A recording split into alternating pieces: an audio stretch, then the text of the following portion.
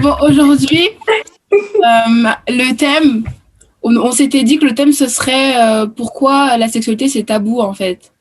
Pourquoi parler de sexe, c'est tabou. Mais avec Jaël, on a décidé de renverser la question et plutôt de se demander, est-ce que c'est encore tabou, en fait, Oh, aujourd'hui, en 2020?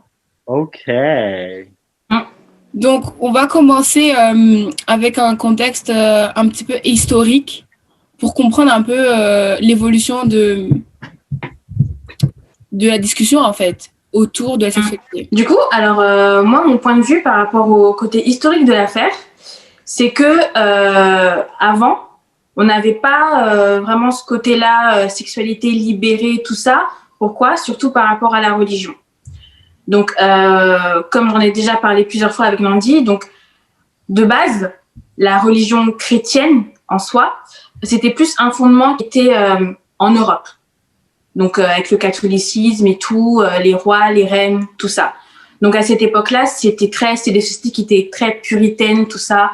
On avait vraiment cet aspect-là de la sexualité qui était non, la fornication c'est pas bien, aller voir ailleurs c'est pas bien, etc.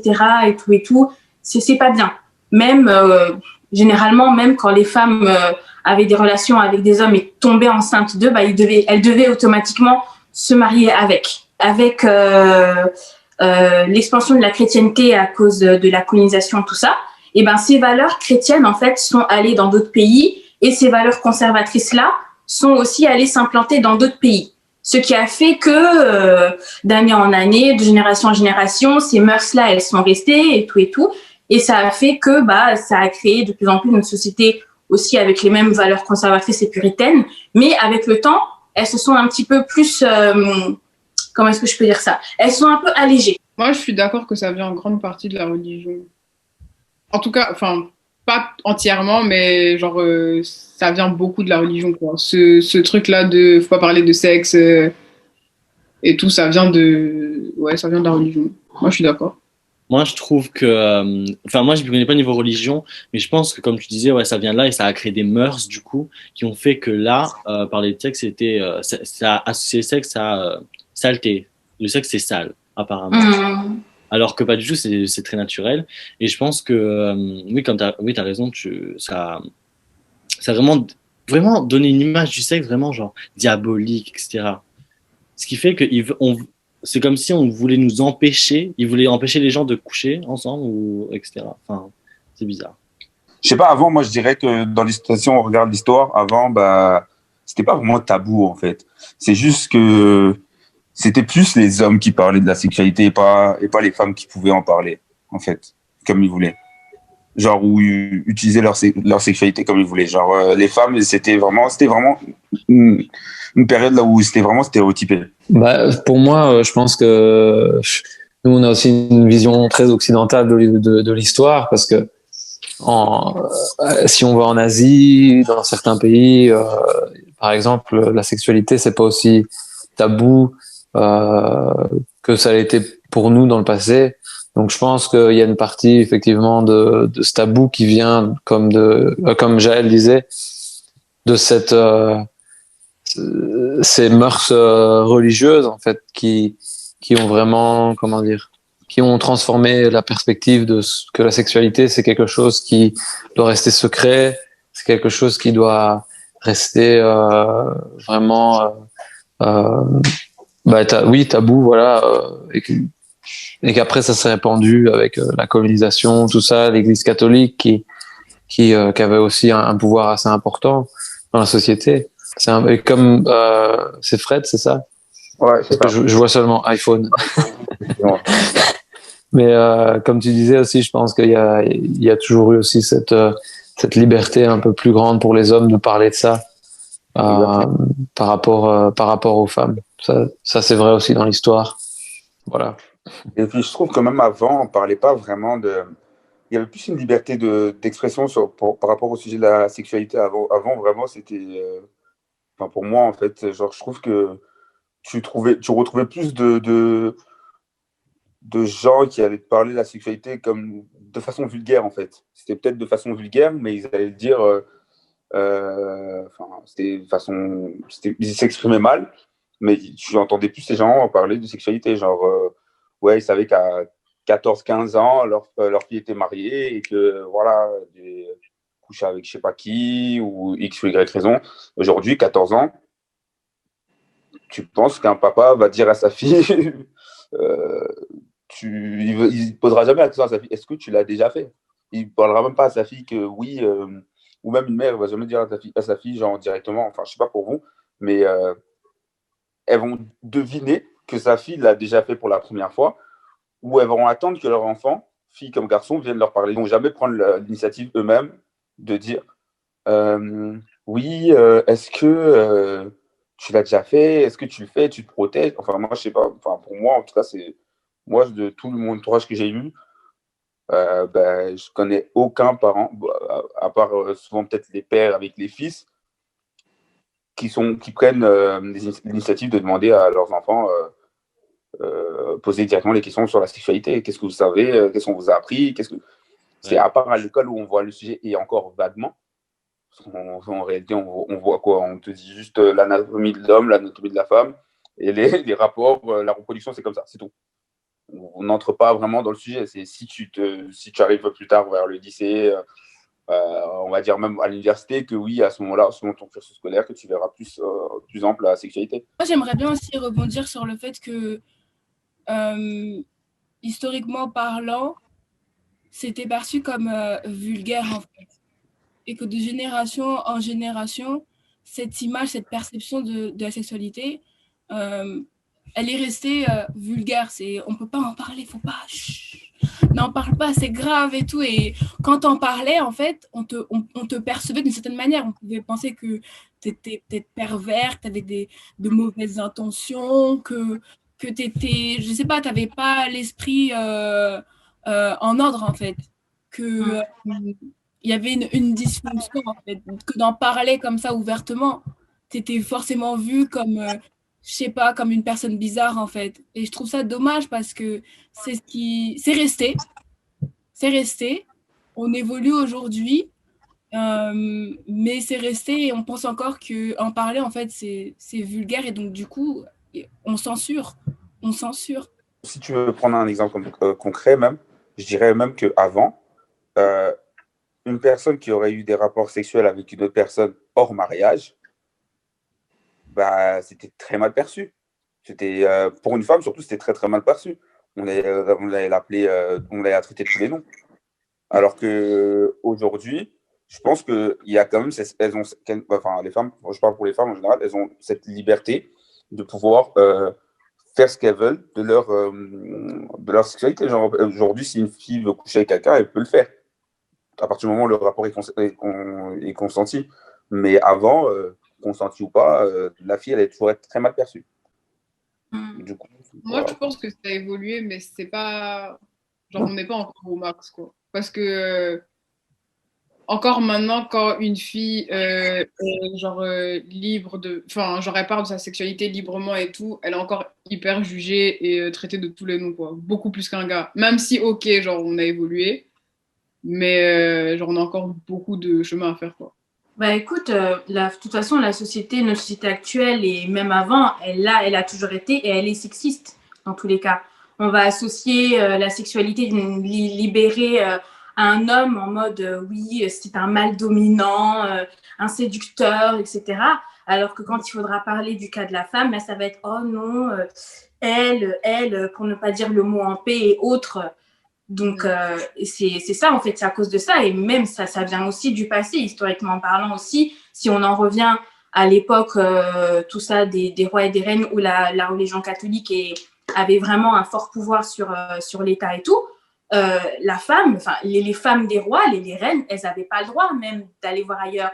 Les rois avaient le droit d'avoir plusieurs maîtresses, etc., des favorites et tout, bien définies et tranquilles. On les installait dans le château avec leur petite chambre.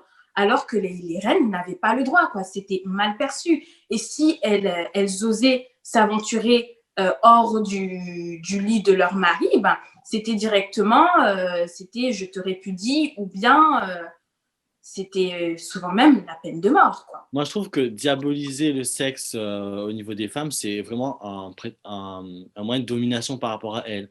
C'est leur mettre dans leur esprit, vous n'avez pas le droit de coucher, vous n'avez pas le droit d'être libre sexuellement. Du coup, vous devez seulement coucher avec la personne, avec votre homme, du coup, avec votre mari. Du coup, c'est un moyen de domination, moi, je trouve. Et quand vous voyez même la nymphomanie, les femmes nymphomanes, là, il y a pas d'équivalent au masculin, en fait. Alors, ça veut dire que pour une femme qui aime le sexe, entre guillemets, si elle aime trop, c'est une maladie, mais un homme qui aime le sexe beaucoup, c'est normal. Ouais, c'est normal, c'est l'homme, le mâle dominant, le séducteur, le voilà, quoi. C'est un moyen de domination sur la femme en fait, c'est voler à la femme sa liberté d'exprimer de s'exprimer corporellement. Et moi, je trouve ça horrible, tout simplement. Et j'allais dire quoi encore? Non, j'ai perdu, désolé. Ouais, je voulais juste parler du concept, par exemple, de la virginité. Mm-hmm. C'est tout un truc pour la femme, alors que pour l'homme, bah, on n'a pas le même rapport à la virginité. Genre, je trouve que pour la femme, c'est beaucoup plus genre, ça doit être un événement, tu dois faire attention et tout, alors que le gars, enfin, il n'y a pas tout ce truc-là pour le gars, genre. Et surtout, on dit perdre sa virginité. Comme si on avait perdu quelque chose de très important, comme si c'était vraiment une autre phase de la vie, alors que franchement, la sexualité, c'est pas une perte, c'est un gain. Tu découvres, tu deviens plus mature en toi, etc. Enfin, moi, je dis. Déjà, ouais, le terme, ça te conditionne, quoi. C'est ça. Ouais, j'allais parler en anglais, désolé. Pour ceux qui savent pas, je vis aux États-Unis, c'est pour ça que j'allais parfois mon. Oh. Au Texas. Donc oui, voilà, je suis au Texas, là, il est quelle heure, là? Il est midi ou 13h? Bref. Pour rebondir par rapport à ce que Didier a dit, pour moi, la virginité, c'est quelque chose de précieux. C'est quelque chose qui est important. Moi, je suis chrétien. Je suis marié. Je me suis préservé pour le mariage. Et alors, par rapport à la virginité, bon, voilà, je pense que la sexualité, que ce soit que vous soyez chrétien ou pas, de toute façon, c'est quelque chose qui dans le passé, a été tabou. Maintenant, voilà, pour notre génération, ça devient de moins en moins tabou. Mais ça n'empêche que, pour moi, la virginité, se préserver, c'est quelque chose qui est important par rapport à ma foi, par rapport à mes croyances. Donc, perdre sa virginité, oui, on perd sa virginité, mais après, voilà, de ce côté-là, avec Didier, effectivement, je suis d'accord que allez, quand on découvre les relations sexuelles, tout ça, c'est quelque chose qui est génial. C'est quelque chose qui est vraiment, enfin, c'est très bien. Après, bon, voilà, c'est vrai que par rapport au sujet de la virginité, on est aussi il y a des différences, voilà, il y a des différences d'opinion. Je pense pas que ce soit forcément mauvais de dire que quelqu'un perd sa virginité. Je ne crois pas que ça rend le sexe plus tabou de dire que on perd sa virginité. En tout cas, je pense pas que ce soit un facteur. Pour moi, c'était pas un facteur de dire, oh là là, j'ai peur de perdre ma virginité. Non, j'avais pas peur de perdre ma virginité. C'est juste que j'avais pas envie d'offrir cette part de moi à quelqu'un qui refusait de s'engager envers moi. Et moi, moi, je m'engageais aussi envers cette personne. C'était une promesse de dire, voilà, je vais prendre soin de toi, je ne vais aimer que toi. Et il n'y a que toi que je vais connaître de cette façon-là, donc dans l'intimité sexuelle, par exemple. Enfin bon, voilà. Moi, c'était pareil. Je voulais quelqu'un aussi qui me dise, voilà, je ne veux connaître que toi dans ton intimité sexuelle. Enfin bon, voilà. Après, il y avait d'autres choses aussi. Mais je pense qu'il y a quelque chose qui rend le sexe tabou, c'est simplement parce qu'il y a certaines personnes, en tout cas dans mon milieu, enfin dans le milieu chrétien, qui ont peur d'en parler parce que, comme il y a ce côté de, voilà, il faut se préserver pour le mariage, tout ça, il y a des gens qui ont peur d'en parler parce qu'ils ont peur de s'aventurer dans un territoire où ils se sentent faibles, où ils se sentent vulnérables. Et parce que le sexe, quand on a une relation sexuelle avec quelqu'un, c'est un endroit très vulnérable. C'est probablement, selon moi, en tout cas selon mon expérience, un moment dans une vie où on est le plus vulnérable. parce qu'on se donne entièrement à la personne qui est en face de nous. Et bon, voilà, l'homme a des faiblesses. Aucun de nous n'est parfait. Et dans le sexe, on se donne entièrement avec nos forces et nos faiblesses. Et je pense que c'est peut-être aussi quelque chose qui fait que le sexe, même encore à l'heure actuelle, bien que la société se libère et en parle un peu plus. J'aimerais bien revenir sur ce que tu as dit par rapport au fait que dans le milieu religieux, en tout cas chrétienne, c'est que on associe facilement la sexualité à un péché. Généralement, c'est perçu comme quelque chose de mal, alors que, bon, pour ceux qui y croient, c'est Dieu qui a fait que la sexualité puisse exister. Bon, après, si vous y croyez pas, c'est pas grave. Mais le problème, en fait, c'est que c'est naturel. C'est naturel. Pourquoi on a honte d'en parler? Parce que, voilà, on vit dans une société où on assimile, on associe facilement la sexualité, en fait, à peut-être la pornographie, à le trafic d'êtres humains, le viol, l'harcèlement, toutes ces choses. Et donc, du coup, on pense que... Et ça censure un peu cette discussion qui est importante, qu'on devrait avoir, mais parce qu'on a peur, comme disait Mathieu, d'entrer en terrain glissant, non seulement parce qu'on n'y connaît rien, mais aussi parce qu'on perçoit la sexualité comme ça, comme mal, en fait. On n'en discute pas, en fait. Et je trouve ça dommage, en fait, que surtout dans des milieux où on parle de Dieu, du Créateur, on puisse pas en parler, en fait, que ce soit tabou, en fait, d'en parler et qu'on soit vu comme tu pêches ou tu es un impudique ou tu es un fornicateur. Alors que non, en fait, on se pose ces questions, c'est naturel de se poser ces questions, de se poser des questions par rapport à son corps, comment on puisse évoluer et par rapport à ses besoins, en fait. Malheureusement. Ouais. Après, moi, j'ai envie de dire que c'est peut-être parce que c'est peut-être aussi parce que la sexualité fait partie de ton intimité. C'est peut-être aussi pour ça que les gens ne veulent pas forcément s'ouvrir au sujet. Parce que, comme Mathieu le disait tout à l'heure, c'est le moment où tu es le plus vulnérable. Pour un être humain, c'est le moment où tu es le plus vulnérable. Mais aussi, c'est le moment où tu partages le plus d'émotions. Pour certains, c'est un moment intime qui fait que certaines personnes se rapprochent. Il y a un rapprochement entre deux êtres. Et de ce fait, je pense que ça met une espèce de... Je sais pas comment expliquer, mais en fait, en gros, les gens, ils se sentent pas vraiment... ils n'ont pas vraiment l'envie de parler de ça. Ils restent réservés par rapport à ce sujet. Mais, de la perception de comment tu es perçu si tu en parles. Exactement aussi comment tu es perçu. Je pense que... Je sais pas, parce que des fois, on va dire, par exemple, quelqu'un qui va parler de la sexualité ouvertement, sans gêne et tout, quelqu'un qui ne mâche pas ses mots, etc., on va lui dire que, ouais, mais toi, tu es un peu trop ouvert d'esprit. C'est pas question. Alors qu'une personne qui va rester réservée, enfin, on va dire réservée, qui va pas vouloir parler de sa sexualité, on va dire, ouais, tu es une personne réservée. Genre, tu te réserves, c'est ton intimité, tu n'en parles pas. Et des fois, ça fait que ça joue beaucoup sur le mental. Et aujourd'hui, ça fait que beaucoup de personnes n'osent pas aborder ce sujet. Je pense aussi. Moi, en fait, ce qui me dérange, c'est pas le fait que tu n'aies pas envie d'en parler parce que c'est intime à toi, enfin, c'est personnel, tu choisis ce que tu décides de dire aux gens. Ce qui me dérange plus, c'est le fait d'avoir honte. Genre, si j'ai envie d'en parler, mais j'ai honte. C'est ça, moi, c'est le truc qui vient avec la honte qui me dérange le plus. Et comme Nandi, tu disais, ça rend genre inconfortable. Et moi, pour genre, pour que les choses avancent, il faut qu'on ait des conversations inconfortables. Genre, on peut pas tous rester dans notre confort et genre se dire que tout va avancer. Il faut qu'à un moment, on sorte un peu du truc et qu'on se confronte à des trucs qui nous rendent inconfortables pour essayer d'avancer un peu. Donc, c'est ça. Mais après, moi, je respecte. Non, vas-y, termine. Genre, je pense que tout le monde a le droit d'avoir ses positions. Tout le monde a le droit de faire ce qu'il veut avec son corps, etc.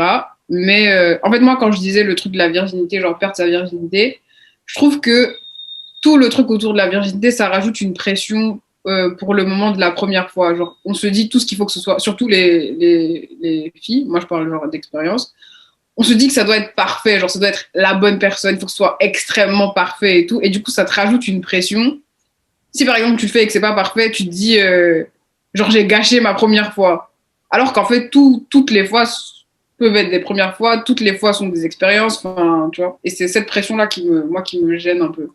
Ouais, c'est Moi, pour en la fait, première fois, le problème, c'est qu'on idéalise l'expérience. C'est ouais. ça. Parce C'est ça. qu'on t'a dit de l'idéaliser, tu vois. Enfin, depuis que, quand t'entends parler la première fois, tu te dis, ça doit être un truc, il faut que ce soit un truc de ouf, tu vois. Ouais. Alors qu'il y a plein de gens qui n'ont pas vécu une première fois de ouf, ça les a pas Ouais. empêchés de Alors que recommencer, de bien vivre le moment, enfin, voilà quoi. Il y a beaucoup trop de comparaisons, en fait, par rapport. Ah. Mais c'est pour moi, en fait, c'est tout ce qui est véhiculé dans notre génération. Parce qu'avant, on avait moins, on n'avait pas vraiment accès à l'information. C'était difficile voilà, d'aller sur Internet ou, en fait, de voir ce qu'on voit aujourd'hui sur les réseaux sociaux. Donc, du Oui. coup, on a cette malinformation, on est vraiment mal informé, et ce qui fait que souvent, on va se comparer. Ouais, mais peut-être que c'est peut-être comme ça, en fait, puisque c'est ce que je vois sur Internet, mais peut-être que. Exactement. Exactement d'accord avec toi. Et aussi, pour rebondir sur ce que tu dis, il ne faut pas oublier aussi qu'aujourd'hui, la société a beaucoup contribué à vraiment donner une image très faussée de la sexualité, une image faussée et vulgaire. Donc, déjà, juste ce trait-là, juste de dire vulgaire, donc déjà, t'as honte, en fait, d'en parler parce que tu vas penser, en fait, que ouais, t'es vulgaire, la société va penser de toi que tu es vulgaire. Et aussi pour l'aspect de se dire que oui, on veut que notre première fois soit parfaite, tout ça, etc. Faut pas oublier aussi qu'il y a aussi de l'autre côté cet aspect où tu as aussi une certaine pression sociale, surtout sur les hommes, où on va te dire « Ah, mais t'as 20 ans, t'es encore puceau, ah, mais faudrait penser à sauter le pas hein, et tout. » Et même sur les filles aussi, il y a aussi cette pression aussi quand t'es jeune, quand t'arrives à l'adolescence, toutes tes copines l'ont fait, toi, t'es la seule qui a jamais rien fait et tout. Et ça peut te pousser aussi à avoir tes premières expériences avec des personnes, en fait, qui n'étaient pas forcément bonnes pour toi, en fait, voire toxiques. Exactement. Et ça gâche tout le truc. Ça gâche tout le truc et ça peut être un mauvais début, un mauvais commencement pour, en fait, ta vie sexuelle, entre guillemets, en tout cas, l'image que tu pourrais et que tu as de la sexualité. Et ça, c'est dangereux. Moi, je suis chrétienne aussi, voilà, et nous, dans la chrétienté, on parle aussi de ce qu'on appelle les liens d'âme. Et le fait de partager, en fait, ce moment tellement intime avec n'importe qui, en fait, c'est justement lier ton toi avec n'importe qui. Et ça peut te mener, en fait, à avoir tout un tas de soucis ou de regrets ou de tout un tas de choses, en fait. Je sais pas si vous comprenez un petit peu ce que j'essaie de dire. En gros, il y a différents aspects à la sexualité. C'est d'ailleurs pour ça qu'on devrait en parler, en fait. Moi, je trouve que dans tous les aspects qu'on a abordés, le sexe est vraiment mal perçu. L'information, elle est vraiment faussée. On a une perception, mais aucune des choses. En fait, on voit le sexe comme c'est mal. On a une espèce de rejet qui fait que c'est hyper loin pour nous, ce qui fait qu'on idéalise beaucoup. On est là en mode ouais, c'est parfait, c'est vraiment comme dans des films pornographiques, etc. Alors que le sexe, c'est les erreurs. Le sexe, des fois, c'est des maladroits. Le sexe, des fois, c'est des rigolades pendant que tu fais le truc et tout. Et je trouve que en fait, on n'étudie pas assez le côté humain du sexe. Et comme tu disais, j'avais par rapport au lien d'âme, ça, on peut associer ça à l'alchimie. Le sexe est beaucoup trop vu comme physique, je trouve, très physique, très reproductif, etc. Alors qu'il y a vraiment ce côté émotionnel, etc. Que voilà quoi. Et je trouve que on n'est pas assez informé. Moi, à l'école, on nous a appris quoi? On nous a appris que pénis dans vagin égale sexe, c'est tout. On nous a pas appris erreur, etc. On nous a pas appris à vraiment être à l'aise. Moi, personnellement, niveau sexuel, ben du coup, dans mon foyer, dans ma famille, ça a toujours été diabolisé. Du coup, moi, ça a toujours été un interdit pour moi et j'ai pris du temps à avoir des premières relations sexuelles. Et mes premières relations sexuelles étaient justement avec des personnes avec qui j'étais pas en confiance. Parce que je voulais vraiment aller vite, quoi. Je voulais vraiment en mode, ouais, allez, t'as 18 ans, il faut que tu fasses ce truc, etc. Du coup, ça m'a un peu frustré, puisque au final, je me suis rendu compte que ces personnes-là, j'avais pas forcément de connexion avec elles. Du coup, ben, le sexe, c'était pas vraiment bien, tu vois. Le truc, moi, je trouve contradictoire, c'est que quand on est genre jeune, on nous apprend rien. Mais à partir d'un certain âge, on s'attend à ce que tu saches. Genre, à partir de 18 ans et tout, si tu sais pas c'est quoi, si tu connais pas les trucs du sexe et tout, on trouve bizarre, alors qu'en vrai, personne nous a appris. Ouais, d'accord avec toi. Pas où pour apprendre si on nous apprend pas qu'on est jeune, en fait. Genre, je trouve que c'est trop contradictoire.